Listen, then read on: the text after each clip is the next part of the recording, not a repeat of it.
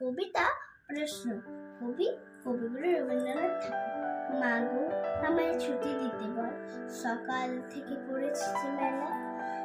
এখন আমি তোমার ঘরে বসে করব শুধু পড়া পড়া খেলা। তুমি বলছো দুপুর এখন সবে, না হয় যেন সত্যি হলো তাই। একদিনও কি দুপুর বেলা হলে টিকিট হলো মনে করতে নাই?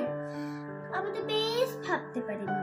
সূর্য ডুবে গেছে মাঠের শেষে, বাঘটি বুড়ি চুপড়ি ভরে নিয়ে শাক তুলছে পুকুর ধারে।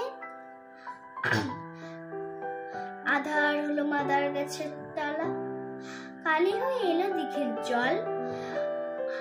হাটের থেকে সবাই এলো ফিরে, মাঠের থেকে এলো চাষির দল।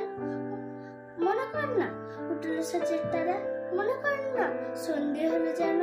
রাতের বেলা দুপুর যদি হয়, দুপুর বেলা রাত হবে না কেন? নমস্কার।